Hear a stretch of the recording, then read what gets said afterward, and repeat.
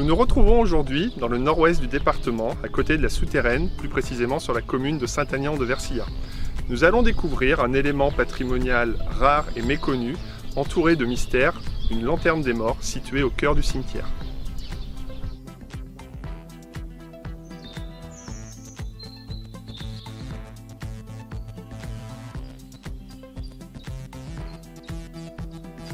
Une lanterne des morts est un monument funéraire qui se présente sous la forme d'une tour d'une hauteur comprise entre 4 et 10 mètres.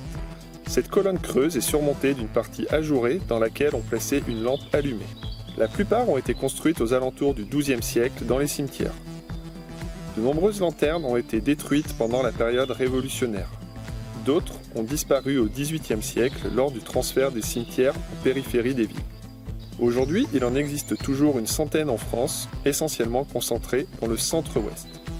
Notre département en compte 8 sur les communes de Crozes, Bénévent-l'Abbaye, Royères-de-Vassivière, Saint-Gousseau, Crau, La Souterraine, Felletin et donc ici dans le cimetière de Saint-Aignan-de-Versillac. Les premières études sur ces édifices datent du XIXe siècle, tout comme l'appellation actuelle de lanterne des morts.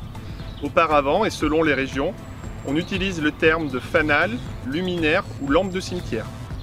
Plusieurs hypothèses ont été émises par des historiens sur la fonction de ces édicules encore mystérieux. Nous en retiendrons 3. La première, un phare destiné à guider les voyageurs.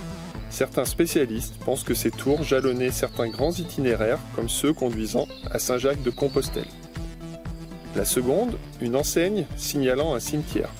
Un lieu réputé à partir du XIIe siècle comme dangereux, lieu de transition entre le monde des morts et le monde des vivants. Les récits de phénomènes surnaturels survenus dans les cimetières à cette époque sont nombreux. La troisième, celle d'un fanal permettant d'entretenir une flamme auprès des tombes. Pour les chrétiens, la mort n'est qu'un passage de la lumière terrestre vers la lumière céleste. La lanterne des morts serait ainsi une lumière collective veillant les morts.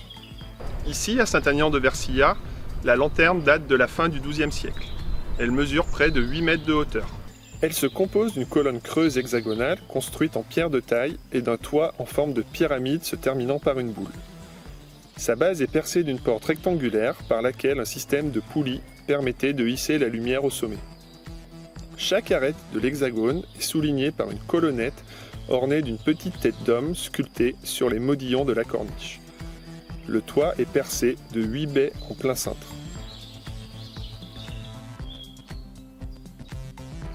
Elle a été remontée ici en 1869 à l'occasion du déplacement de l'ancien cimetière alors positionné à côté de l'église.